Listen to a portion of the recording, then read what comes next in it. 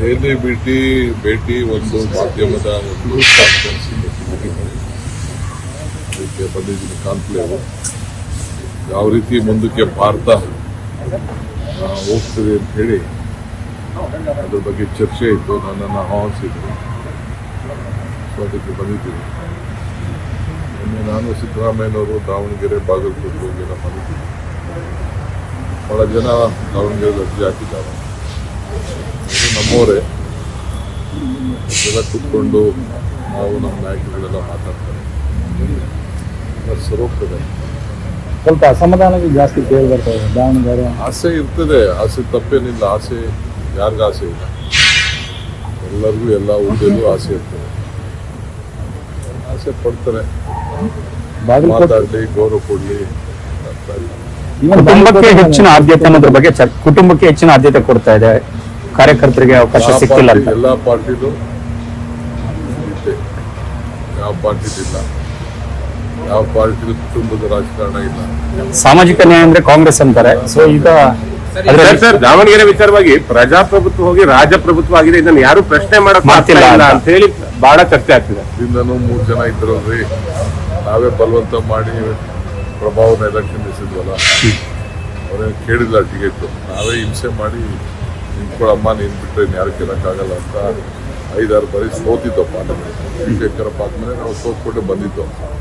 ನಾವೇ ರಿಕ್ವೆಸ್ಟ್ ಮಾಡಿಕೊಂಡು ಆ ಕಡೆ ಹೆಣ್ಮಗಳು ಕೊಟ್ಟರು, ಈ ಕಡೆ ನಾವು ಹೆಣ್ಮಗಳು ಕೊಟ್ಟು ಗೆದ್ದು ಪಾರ್ಲಿಮೆಂಟಲ್ಲಿ ಒಳ್ಳೆ ಕೆಲಸ ಮಾಡಿದ್ರು. ದೆಹಲಿ ಭೇಟಿ ಒಂದು ಮಾಧ್ಯಮದ ಒಂದು ಅದಕ್ಕೆ ಬಂದಿದ್ದೀನಿ ಕಾನ್ಕ್ಲೇವ್. ಯಾವ ರೀತಿ ಮುಂದಕ್ಕೆ ಭಾರತ ಹೋಗ್ತದೆ ಅಂತ ಹೇಳಿ ಅದ್ರ ಬಗ್ಗೆ ಚರ್ಚೆ ಇತ್ತು. ನನ್ನನ್ನು ಆಹ್ವಾನಿಸಿದ್ರು, ಸೊ ಅದಕ್ಕೆ ಬಂದಿದ್ದೀನಿ. ನಿನ್ನೆ ನಾನು ಸಿದ್ದರಾಮಯ್ಯನವರು ದಾವಣಗೆರೆ ಬಾಗಲಕೋಟೆ ಹೋಗೆಲ್ಲ ಮಾಡಿದ್ದೀನಿ. ಬಹಳ ಜನ ದಾವಣಗೆರೆ ಅರ್ಜಿ ಹಾಕಿದ್ದಾರೆ.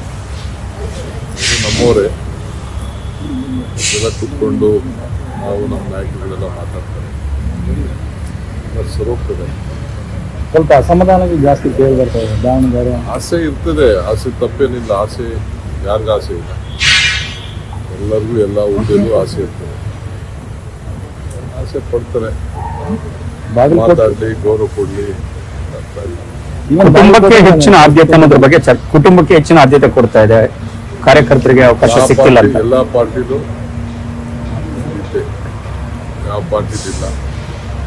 ಯಾವ ಪಾರ್ಟಿಲೂ ಕುಟುಂಬದ ರಾಜಕಾರಣ ಇಲ್ಲ. ಸಾಮಾಜಿಕ ನ್ಯಾಯ ಅಂದ್ರೆ ಕಾಂಗ್ರೆಸ್ ಅಂತಾರೆ. ಸೊ ಈಗ ಸರ್, ದಾವಣಗೆರೆ ವಿಚಾರವಾಗಿ ಪ್ರಜಾಪ್ರಭುತ್ವ ಹೋಗಿ ರಾಜಪ್ರಭುತ್ವ ಆಗಿದೆ, ಇದನ್ನು ಯಾರು ಪ್ರಶ್ನೆ ಮಾಡಕ್ ಮಾಡ್ತಿಲ್ಲ ಅಂತ ಹೇಳಿ ಬಹಳ ಚರ್ಚೆ ಆಗ್ತಿದೆ. ಇದರಿಂದನೂ 3 ಜನ ಇದ್ರಲ್ರಿ, ನಾವೇ ಬಲವಂತ ಮಾಡಿ ಪ್ರಭಾವನ ಎಲೆಕ್ಷನ್ ನಿಲ್ಲಿಸಿದ್ವಲ್ಲ, ಅವ್ರೇನು ಕೇಳಿಲ್ಲ ಟಿಕೆಟ್. ನಾವೇ ಹಿಂಸೆ ಮಾಡಿ ನಿಂತ್ಕೊಳ್ಳಮ್ಮ, ನೀನು ಬಿಟ್ಟರೆ ಯಾರು ಗೆಲ್ಲಕ್ಕಾಗಲ್ಲ ಅಂತ 5-6 ಬಾರಿ ಸೋತಿದ್ದಪ್ಪ. ಶೇಖರಪ್ಪ ಆದ್ಮೇಲೆ ನಾವು ಸೋತ್ಕೊಂಡು ಬಂದಿದ್ದು. ನಾವೇ ರಿಕ್ವೆಸ್ಟ್ ಮಾಡಿಕೊಂಡು ಆ ಕಡೆ ಹೆಣ್ಮಗಳು ಕೊಟ್ಟರು, ಈ ಕಡೆ ನಾವು ಹೆಣ್ಮಗಳು ಕೊಟ್ಟು ಗೆದ್ದು ಪಾರ್ಲಿಮೆಂಟಲ್ಲಿ ಒಳ್ಳೆ ಕೆಲಸ ಮಾಡಿದ್ರು.